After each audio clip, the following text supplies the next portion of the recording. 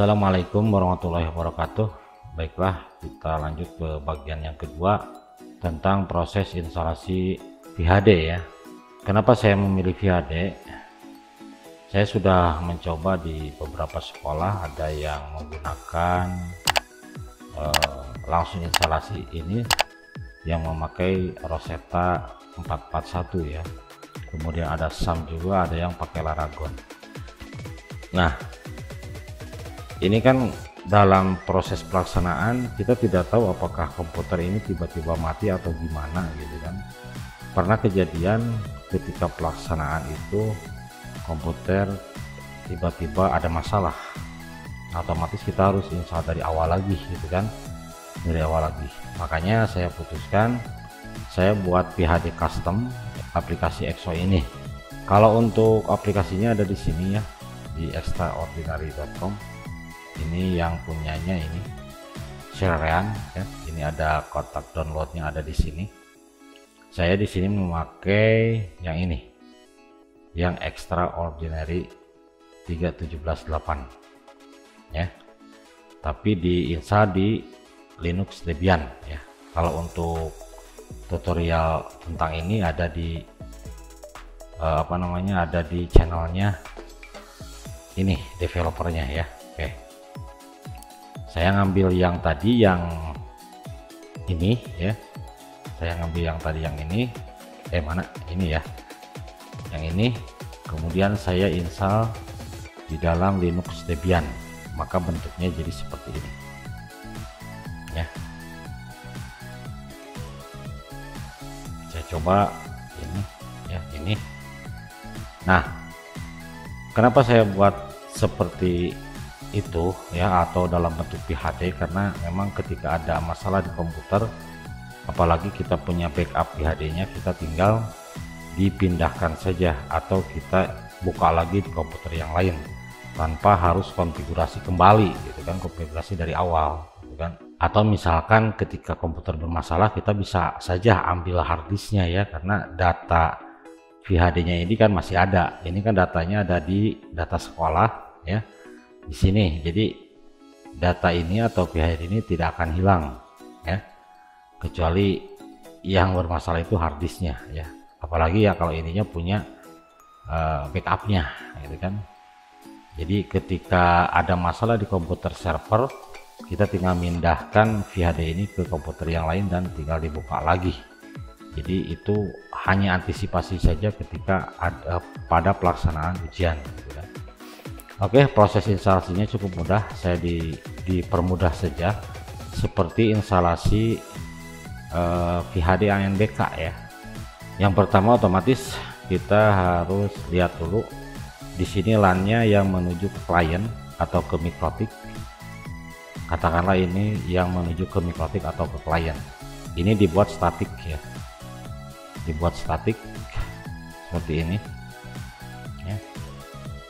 Nah, ini komplit ya, ada gateway, ada DNS-nya ya, ada DNS. Kenapa saya kasih 200? Karena setting di Debian-nya saya setting 200 ya, seperti itu.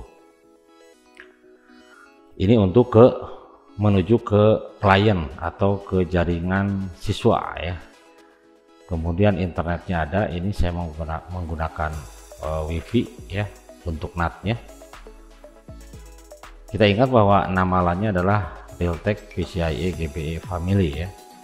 Kita coba installkan ya. Langkah yang pertama yaitu kita buat dulu mesin baru, misalkan namanya tadi sekolah apa ya, Riyad Solihin. Kita menggunakan Linuxnya kita menggunakan Debian. Kemudian hardware-nya ini biasa disesuaikan dengan kapasitas memori yang ada di komputer ini kan. Kebetulan ini memorinya adalah 16 GB, berarti kita terserah sih, bebas ya. Tapi kalau misalkan dalam pelaksanaan lebih bagus sampai habis ya. Ini hanya untuk coba-coba, saya sampai sini saja dulu. Saya kasih 4 GB aja ya. Ini tergantung daripada CPU juga.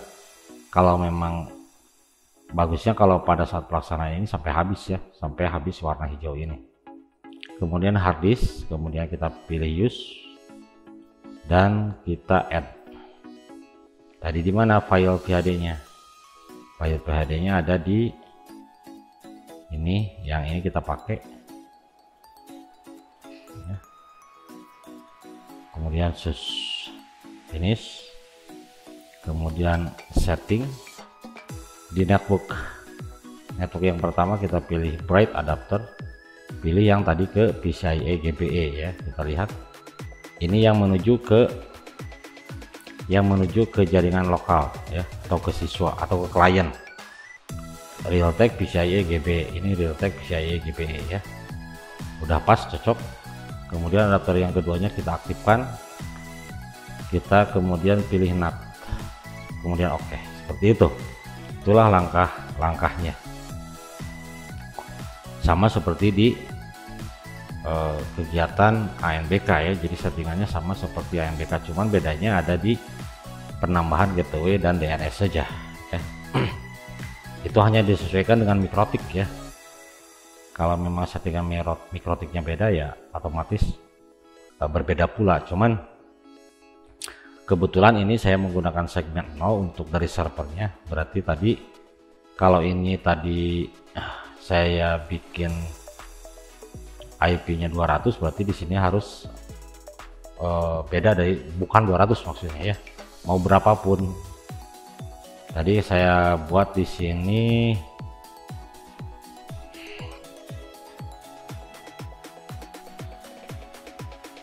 199 ya. Karena servernya 200 ya. Oke. Seperti itu. Setelah itu kita coba start seperti ini.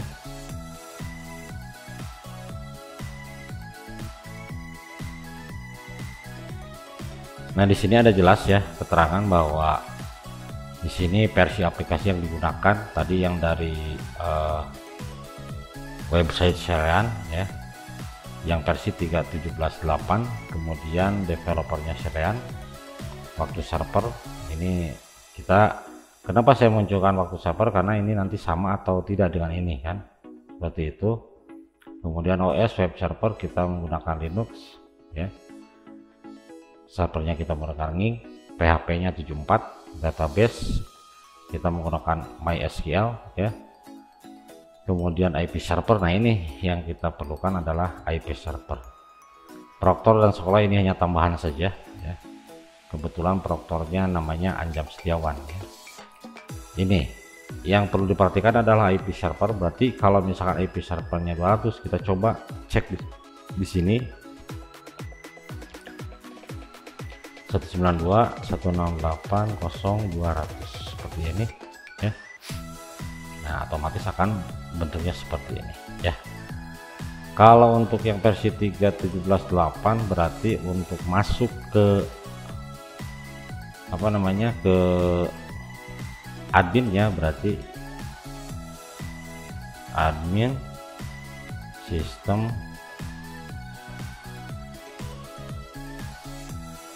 login seperti ini kan. Ini tinggal login saja.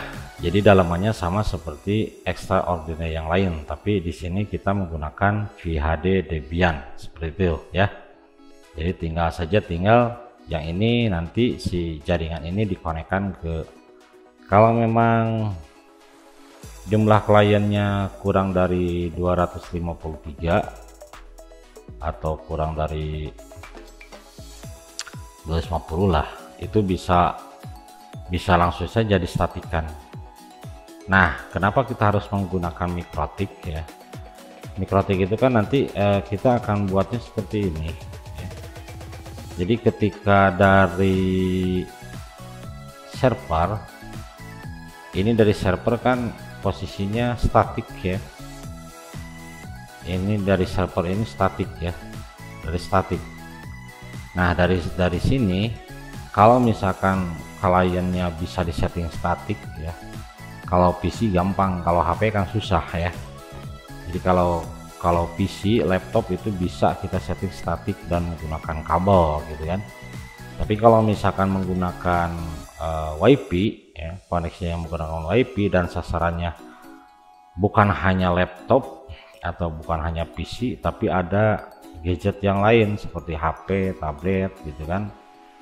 Ya, itu kan menggunakan WiFi, otomatis kita tidak mungkin ya, mungkin saja kita menyeting IP statik di HP-nya masing-masing siswa, tapi ribet. Jadi untuk membuat klien ini IP-nya otomatis, berarti dari statik ini kita buat ke mikrotik supaya mikrotik nanti menyebarkan IP-nya yang DHCP. Jadi dari statik ke DHCP ya.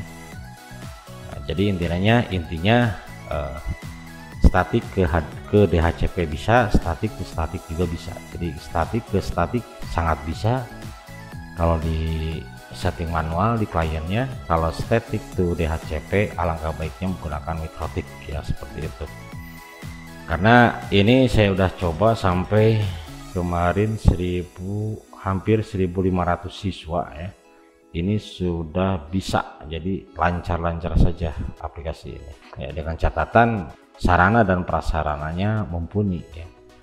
Jadi segitu saja untuk informasi cara instalasi, sangat mudah ya, karena kalau settingan untuk ANBK kan udah familiar ya, seperti itu.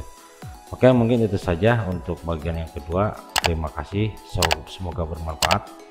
Assalamualaikum warahmatullahi wabarakatuh.